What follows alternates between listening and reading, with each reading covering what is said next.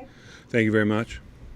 I appreciate it. Are you able to, I know you're not much on reminiscing and milestones and things like that, but are you able to appreciate one like this? Yeah, I am. Coming up with St. Louis, I had some guys that had some good numbers like that. And one of my favorite people of all time is Jake Westbrook. And it took him till I think like 36 or 37 to get number 100. So I got a text out already saying I got him by about 4 years. So we're just a little fun. It makes it fun in the game. But I've been blessed to play with good teams and good organizations. And I thank everybody for all 100. It definitely didn't come easy today. I'm not going to try to bait you into anything, but it seemed like there might have been some, I don't know, inconsistencies with the strike zone.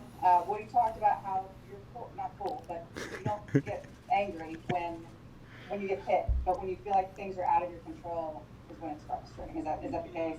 Yeah, I mean, you're out there trying to do everything you can, and that's just part of the game. You try to do everything you can, try to make pitches. Sometimes it doesn't go your way, sometimes it does. But today we came out with a win. We were able to sweep the series, so, nothing but, happy smiles from me. For you as a veteran and the ace of the staff, to see what the guys behind you with the bullpen, especially the young guys, have been able to do, how much pride does that give you in their development? Well, when you look at the stuff they have, that's number one. And then you look at the way that they're starting to use it and they're starting to attack and starting to know what they're capable of, it's very exciting. I'm excited to see, what the rest of this is going to look like for them. Guys are starting to find their roles, find their niche, and get comfortable, and they're not afraid. So, that's what I preach to them every chance that I can is I don't care who's in the box, what's going on or whatever it is, you attack and make your pitch, and whatever happens, happens. But as long as you're on attack at all times, then we can live with it, and that's how we're trying to do things.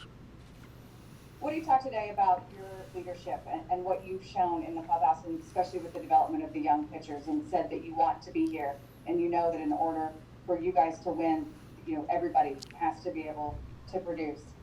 Is that something that you've always done everywhere you've been, or is it something you've grown into? It's something you grow into. You're never. I say that you grow into being a better one. Sometimes you just naturally have that.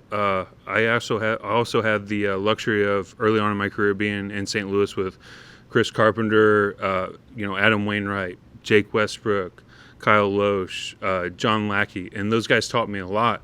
But I've always had every team I've ever been on. I've kind of had that, I guess, aura around me where I show up every day. I try to win the game no matter what the situation is, and you try to do the best you can, no matter what's going on anywhere else. Everybody has their own things going on in life, and that comes with the territory. But when we're here, we're all family, and we're all pulling for each other, and we're all trying to win the game that day, and that's the only thing that matters. But we're also there for you no matter what's going on anywhere else, too. Thanks, Lance. I appreciate it. Yep. Other questions, please. Evan. Hey, congratulations. Thank you. So I haven't seen you kind of display as visibly the emotions that you were displaying, like in the third and fourth, walking off the mound and stuff like that. Can you describe kind of where you were mentally at that point? And is that a good place for you to be? I don't think it's a bad place to be. I don't want anyone to be in my way when I'm in a place like that. I promise you that. But for me, I've always been an intense player, intense pitcher, always worn my emotions on my sleeves, and that's who I am. That's the mentality that I was taught growing up from my dad. No matter what's going on, whether it's good, bad, or ugly, you do everything you can to win the game that day. And I was able to do that. I wish I would have went deeper. Bullpen's been doing the best they could the last 2 days before this, and I put them in a bad spot today. I wish I would have went deeper so they didn't have to do what they did, but they came through, and we had a sweep, so it was great. When out there in the fourth, what was that? I'm sure it was a brief conversation, but what was When Jeff came out? Yeah. Yeah, it was brief. It wasn't much about anything except he was just trying to make sure that I was where I needed to be, and I told him I was, and I needed somebody else to be where they needed to be, and I wasn't talking to him. I'm out. Thank you. Couple more for Lance. DR.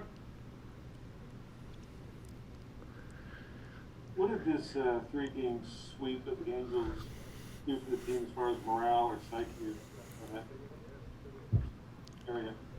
It's a plus, especially when heck, we haven't won a series yet. So when you come in and you sweep a team in your division, you sweep a team that has Mike Trout on it, that's huge. And then you go on, hopefully we can go on here and make it a little run. You know, we're kind of just been getting one game at a time in a series and stuff like that. That's not how you're going to have a chance to make the playoffs. So a sweep kind of rights the bad start we had. And then now if we can figure out how to make sure we don't lose series and, compete and make sure we win series, that's what it's all about. And that's how you figure out how to get yourself in the playoff after these 60-game sprint here.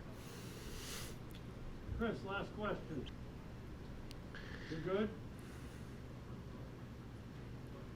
Levi, last question. Finance manager said something today about when you first got here last year that maybe it took you a little while to get comfortable with the coaching staff or learn to trust them as you sort of build that relationship.